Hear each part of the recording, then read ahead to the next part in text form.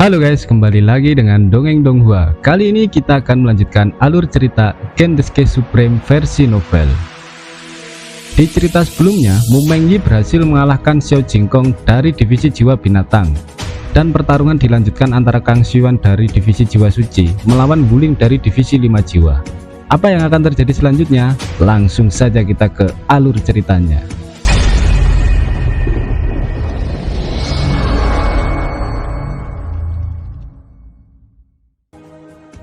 Di lantai atas, kepala 5 jiwa tiba-tiba berdiri dan berkata dengan cemas, "Ling Er, aku khawatir kamu bukan lawannya. Cepatlah menyerah." "Tidak, aku tidak akan mengaku kalah.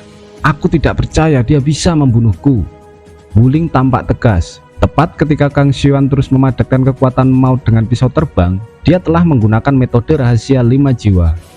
Wuling sangat sombong. Dia adalah pria kuat dengan 5 jiwa janin, dan dia tidak akan bisa kalah. Nafas yang kuat keluar dari tubuh Wuling.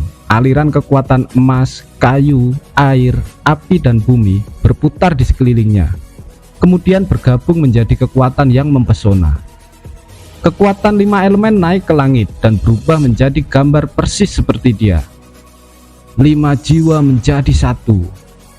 Sesuatu dimuntahkan dari mulut Wuling, dan saat 5 gambar jiwa itu menembus ke dalam tubuhnya, aura yang kuat seperti badai yang tak terlihat menyapu panggung naga yang besar. Wuling membalik tangan kanannya. Pedang terbang tingkat rendah dengan 5 atribut emas, kayu, air, api, dan tanah muncul di tangannya. Pedang yang menakjubkan itu menunjuk ke arah Kang Xiuan yang berada 100 meter jauhnya.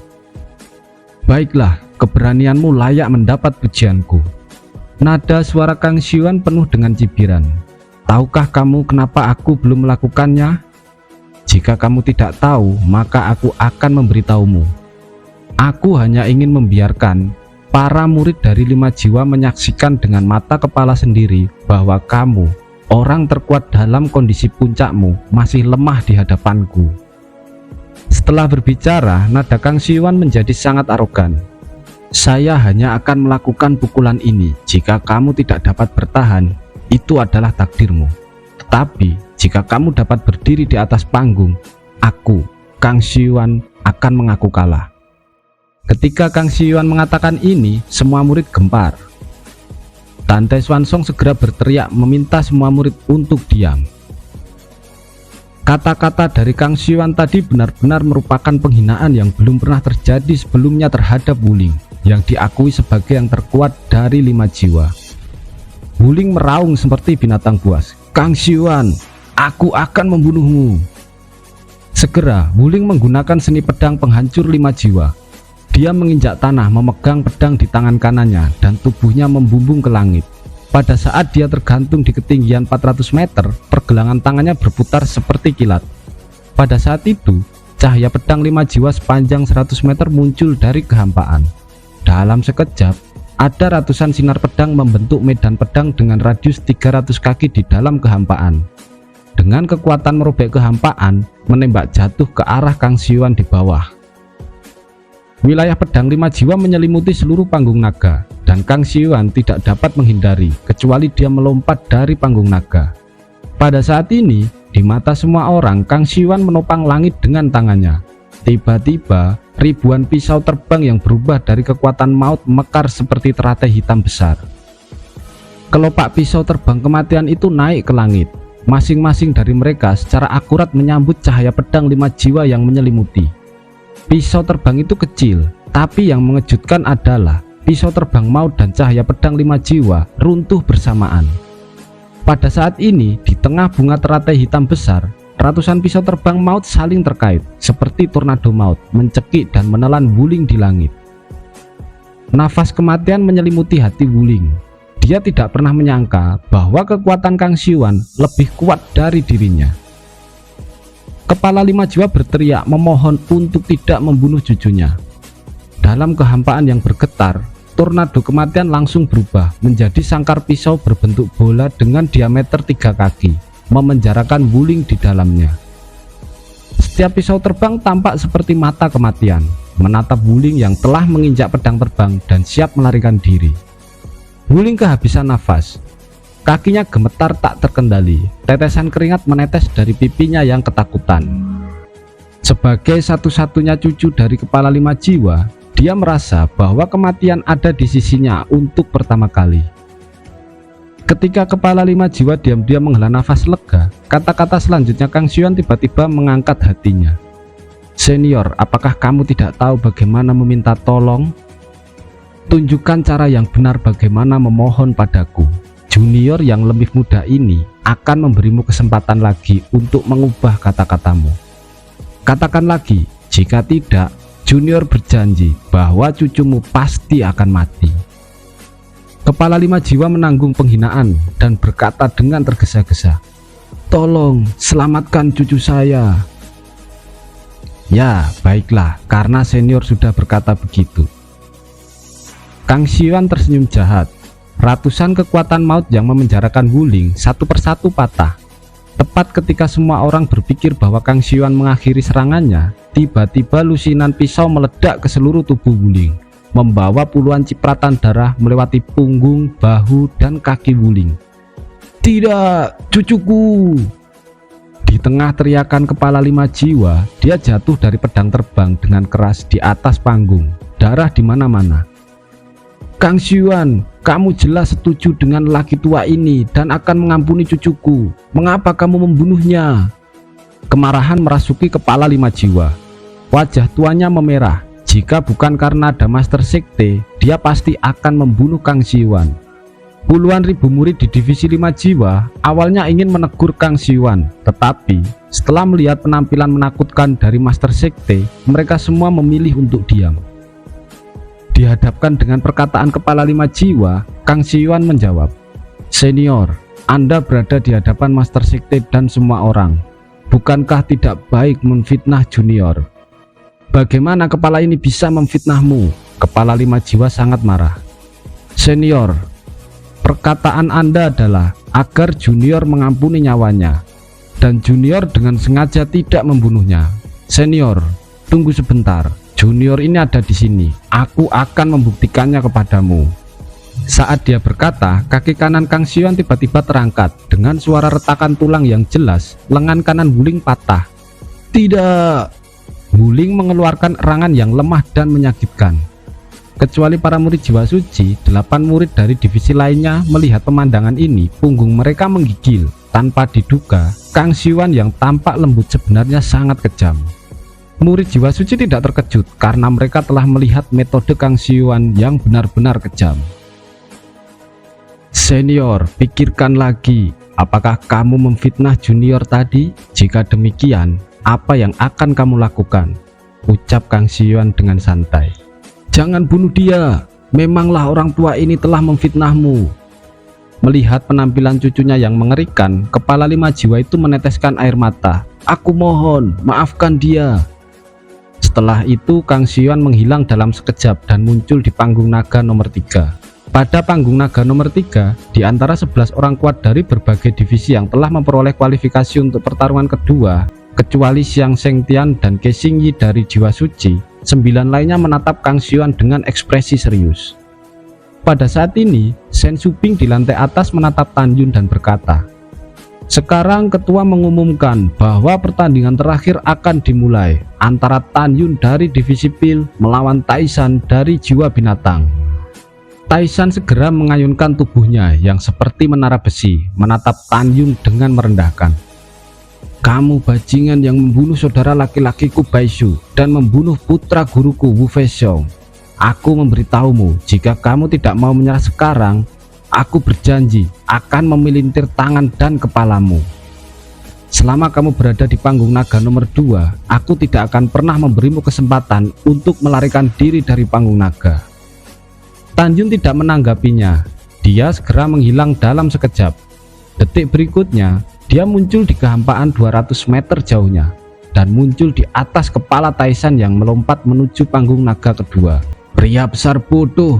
Tan Yun berputar di udara dan segera dia menendang hidung Taishan hingga mimisan. Mata Taishan merah karena marah. Dia menyerang Tan Yun secara langsung.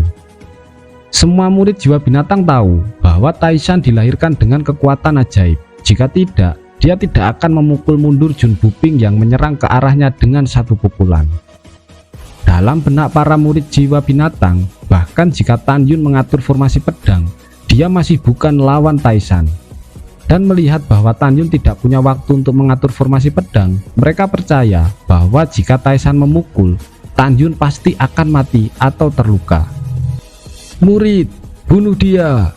Di menara giok, Wu Hong meraung di dalam hatinya. Dia tampak penuh harap, tetapi tidak berteriak, karena dia akhirnya melihat bahwa Master Sekte sangat menyukai Tan Yun. Para murid jiwa binatang menatap Tan Yun yang tidak menghindar.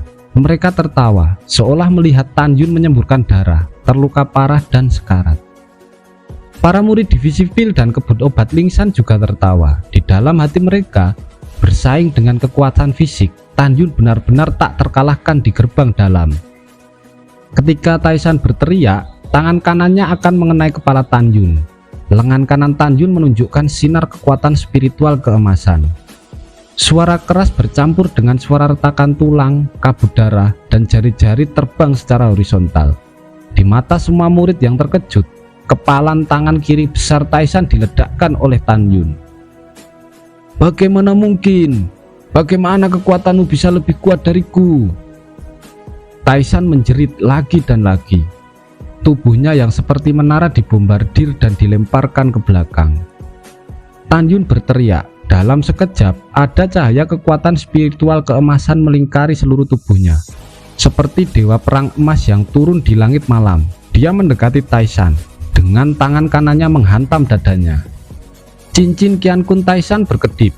Sebuah palu raksasa abu-abu seberat 36.000 jin muncul di belakang tangan kanannya dan menghantam tinju Tan Yun. Itu adalah harta kelas atas. Tan Yun menjadi panik. Dia segera menarik tinjunya dan naik ke udara. "Bukankah tubuh fisikmu sangat kuat? Ternyata kamu juga bisa takut," teriak Taisan. Kaki kanannya berada di atas tanah, seperti raksasa yang kejam, menari dengan palu raksasa. Dengan ruang yang bergetar, dia menghantam dada Tan Yun. Tan Yun tentu saja tidak takut. Dia telah masuki tingkat ketiga api Hongmeng dan dapat langsung mengubah harta kelas atas menjadi ketiadaan. Alasan mengapa dia berpura-pura ketakutan adalah dia ingin Taisan mengendurkan kewaspadaannya dan membunuhnya dengan cepat. "Apakah aku takut? Kamu akan segera tahu." Suara Tan Yun rendah menghadap palu penghancur. Di mata semua orang, dia bahkan meluncurkan telapak tangan kanannya untuk menyambutnya. Ketika melihat telapak tangan kanan Tan Yun yang menghadap palu raksasa, sekelompok api ungu setinggi 9 kaki menyembur keluar dari tengah telapak tangan kanannya, yang langsung menyelimuti Taisan dan palu raksasa itu. Palu dengan cepat hancur di bawah nyala api Hongmeng. Pada saat ini, Taisan telah kehilangan tinju kiri dan hangus di sekujur tubuhnya. Jika bukan karena dia melepaskan kekuatan spiritualnya tepat waktu untuk menahan api Hongmeng, dia pasti telah terbakar menjadi abu. Daging dan darah di tangan kanannya hampir menghilang, memperlihatkan kerangka 5 jari hitam setelah dibakar. Tan Yun muncul di atas Taisan yang masih terkejut. Tubuhnya tiba-tiba berbalik, kaki kanannya berubah menjadi cambuk, dan dengan kekuatan yang kuat, dia menarik ke arah Taisan. "Aku akan membunuhmu." Taisan marah. Kemudian dia membalik tangan kanannya, memegang pedang terbang senjata roh kelas tinggi yang digunakan di masa lalu, meledakkan cahaya pedang dan memotongnya ke arah kaki kanan Tan Yun. Adegan yang membuat semua murid ketakutan muncul. Setelah kaki kanan Tan Yun secara paksa akan dihancurkan pedang terbang itu, dia memanfaatkan situasi tersebut dan menyerang bahu kiri Taisan. Dengan suara tulang yang lumpuh, bahu kiri Taisan pecah. Lengan yang patah itu terbang menjauh dari tubuhnya. "Ah, kenapa tubuh fisikmu lebih kuat dari pedang terbangku?" Saat jeritan yang mengandung rasa takut terdengar dari mulut Taisan, Tan Yun terlempar ke udara. Dengan kekuatan spiritual kaki kanannya yang diangkat, dia memukul dada Taisan dengan keras. Dadanya roboh, darah muncrat dari mulutnya. Tubuh seperti menara besi itu jatuh di panggung naga seperti meteor. "Tubuhnya lebih kuat darimu, cepat gunakan kekuatan penuhmu." Di lantai atas, Wu Hong berteriak cemas. "Seni bela diri segel bintang." Taishan melompat, merobek malam dengan teriakan marah. Tiba-tiba, segel bintang yang membuat bintang menjadi redup, seperti 10 galaksi berputar mengelilinginya. Seni bela diri segel bintang adalah salah satu dari 3 harta dari divisi jiwa binatang. Segera setelah itu, Taishan meraung lagi. Metode rahasia jiwa binatang, transformasi jiwa darah. Tan Yun menjadi serius. Di bawah langit berbintang, aura pemurnian jiwa yang menghancurkan meledak dari tubuh Taishan. Helaian rambut panjang berwarna merah muncul dari tubuh Taishan. Sesuai dengan tinggi badannya, saat ini dia sudah seperti monster berambut merah. Dalam sekejap, kekuatan yang kuat seperti badai yang tak terlihat melonjak ke arah Tan Yun. Nafas kekuatan ini telah mencapai tingkat kedua dari alam pemurnian jiwa. Setelah Taishan menggunakan metode itu, murid dari jiwa binatang terkejut karena sebenarnya hanya orang pada level alam pemurnian jiwa yang bisa mempelajarinya, dan Taishan masih berada di alam jiwa janin tingkat sempurna. Para murid jiwa binatang menjadi senang. Mereka yakin dengan kekuatan Taishan saat ini pasti bisa mengalahkan Tan Yun. Di sisi lain, Tan Yun tahu bahwa Taishan sangat kuat, tapi masih belum sebaik Nanggong Yukin. Pada saat yang sama, Tan Yun juga menyadari bahwa latar belakang sekte Huangfu sangat dalam. Dengan pengetahuan Tan Yun, secara alami dapat dilihat bahwa latihan transformasi jiwa darah yang dilakukan oleh Taishan, sekte budidaya tingkat ketiga, kedua, bahkan tingkat pertama tidak memilikinya sama sekali. Saat ini di panggung naga nomor 3, semua yang melaju ke pertandingan kedua terlihat sangat khawatir. Mereka merasa terancam dengan kekuatan Taishan. Mereka tidak pernah menyangka bahwa kekuatan Taishan bisa seperti ini. Kecuali Mu Mengyi dan Sui Jian, orang kuat lainnya tidak menyangkal bahwa Tan Yun sangat kuat. Tetapi dalam pandangan mereka, menghadapi Taishan saat ini, Tan Yun pasti akan mati. Sedangkan di lantai atas, Dante Xuansong percaya bahwa Tan Yun adalah calon menantunya. Tetapi dia masih dengan tulus memuji bakat dan kecerdasan Taishan. Karena seperti yang dikatakan oleh murid dari jiwa binatang, dalam 10.000 tahun terakhir, tidak ada yang berhasil mempraktekkan metode rahasia jiwa binatang. Di sisi lain, tubuh tua Wuhong bergetar karena kegembiraan. Taishan, muridku yang baik, beritahu aku sebagai guru. Kapan kamu berhasil melatihnya? Guru, aku berhasil melatihnya 3 bulan lalu. Meskipun aku hanya menyelesaikan transformasi jiwa darah, itu sudah cukup untuk membunuh Tan Yun. Bagus, mengapa kamu tidak memberitahu guru lebih awal? Jawab Wuhong dengan bersemangat. Guru, aku tidak mengatakan ini karena aku ingin mengejutkan Anda. Aku ingin memberitahu semua orang di 8 divisi lainnya bahwa tempat pertama dalam daftar naga adalah milik divisi jiwa binatang kita. Divisi jiwa binatang kita adalah yang terkuat. Wuhong berkata sambil tersenyum. Kamu sangat berani, layak menjadi murid tertutup Wuhong. Guru, jangan khawatir, kebencian Anda akan dibayar dengan nyawa Tan Yun. Oke guys, sampai di sini dulu alur cerita kali ini. Bagaimana cara Tan Yun menghadapi Taishan? Kita bertemu lagi di episode selanjutnya. Jangan lupa like, share, dan subscribe. Terima kasih.